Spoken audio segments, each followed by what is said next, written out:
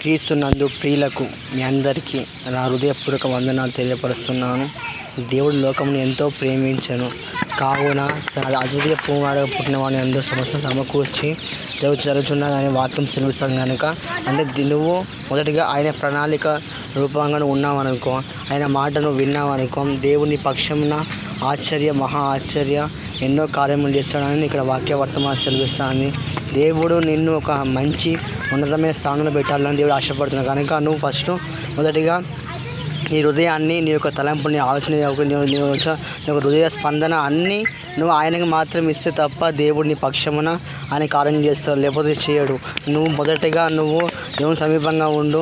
ఎంతోమంది భక్తులు తమ జీవితాన్ని దేవునికి సమర్పించుకొని వాళ్ళ ప్రయాసంలో ముందుకు నడిచినప్పుడు దేవుడు తన పక్షమున వాళ్ళ పక్షం ఆయన కార్యం చేసిన కనుక నువ్వు కూడా ఆయన పక్షంలో నువ్వు ఉండాలని దేవుని వాక్యం సెలవిస్తాను. 120 మంది అపోస్తులు వాళ్ళు అగ్నితో నింపబడి ఉన్న, అభిషేకంతో నింపబడి, ఆత్మప్రభావంతో ఆత్మతీవ్రత నింపబడి ఉన్నారు కనుక నువ్వు కూడా అలా నింపబడాలని దేవుని వాక్యం సెలవిస్తుంది. నువ్వు ప్రార్థన బాగా బలంగా చేసినప్పుడు ఆ 1000 పరిపాలనలో ఉంటావని దేవుని వాక్యం సెలవిస్తుంది. మొదటిగా నువ్వు ఆ 1000 పరిపాలనలో ఉండాలంటే నీకన్నా కొన్ని అర్హతలు ఉండాలి. ఆ 1000 పరిపాలన ఉండాలంటే మొదటిగా నువ్వు ప్రార్థన అందు తీవ్రత కలిగి ఆత్మాభిషేకం ముందు నడిచినప్పుడు దేవుని పక్షమున ఎన్నో కార్యములు చేస్తాడు. ప్రార్థన అందు నువ్వు ఎడతెగక ప్రార్థన చేయాలి.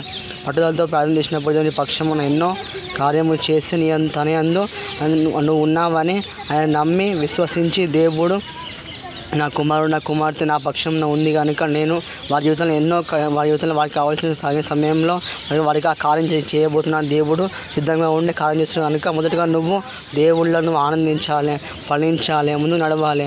ఏ సమస్యతో బాధపడుతున్నావో ఆ సమస్య దేవుని పక్షమున ఆయన కార్యం చేస్తాడు. ప్రయాసపడి భారం సమస్య ఆయనతో మీరు రండి అని వాక్యం సెలవిస్తుంది కనుక ఆ వాక్యం సారంగా నువ్వేం చేయాలంటే నీ భారం, నీ అన్ని ఆయన వేసినప్పుడు దేవుని పక్షమున గొప్ప కార్యములు చేసి దేవుడు నిన్ను ఒక మంచి ఉన్నతమైన స్థానంలో పెట్టాలని వాక్య వర్తమానం సెలవిస్తాను. నువ్వు ఆయన అడగాలి. మొదటిగా నా తండ్రి నాకు ఈ సహాయం చేయి, నా కుమారుడు నా తండ్రి నాకు ఈ సహాయం చేయి, నా యేసయ్య నాకు ఈ సహాయం చేయి, నేను ఈ యొక్క బాధతో బాధపడుతున్న ప్రభువా నాకు కార్యం చేయి ప్రభువా అని నువ్వు అడిగినప్పుడు, ఆయన గోజాడినప్పుడు దేవుని పక్షం కార్యం చేస్తాడు. ఆ విధవరాలు ఎవరు న్యాయాధికారి దగ్గరికి వెళ్ళి ఆ విధవరాలు నాకు న్యాయం చేయి అన్నప్పుడు ఆ విధవరాలు మాట ఆ న్యాయపత్రం వినకపోతే మాటికి ఆ విధవరాలు పోయి నాకు న్యాయం చేయవా అయ్యా, నాకు న్యాయం చేయమని అడిగినప్పుడు న్యాయాధికారి అతని మనసు మార్చబడింది. అని మన దేవుడు న్యాయాధిపతి లాంటి వాడు కాదు. మన దేవుడు నువ్వు పిలిచిన వెంటనే పలికే దేవుడు. మన దేవుడు ఒక విగ్రహం కాదు. మన దేవుడు నువ్వు ఏ కార్యం జరగాలో ఆశపడుతున్నావు, ఆ కార్యం జరుగుతుంది కాకపోతే నువ్వేం చేయాలంటే ఆయన అడగాలి, ఆయన విశ్వసించాలి, ఆయన నమ్మాలి. నువ్వు నమ్మినప్పుడు దేని పక్షం కార్యం చేస్తున్నావు వాక్యం వర్తమానం సెలవిస్తాను కనుక మొదటిగా నువ్వు దేవునికి సమీపంగా ఉండాలి. నువ్వు ప్రార్థన బలంగా చేసినప్పుడు నువ్వు 1000 పరిపాలనలో ఉంటావు. మళ్ళీ ఇంకోటి అపవాదును వృద్ధి చేసే అవకాశం దేవునికి ఇస్తాడు.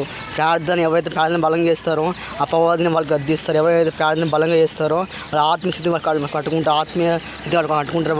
వాళ్ళకి పునాది బలంగా స్థిరంగా ఉంటుంది. ఆత్మీయ బండే అనే పునాది స్ట్రాంగ్గా బలంగా ఉంటే తప్ప నువ్వు 1000 పరిపాలనలో వెళ్ళలేవు. దేవుడు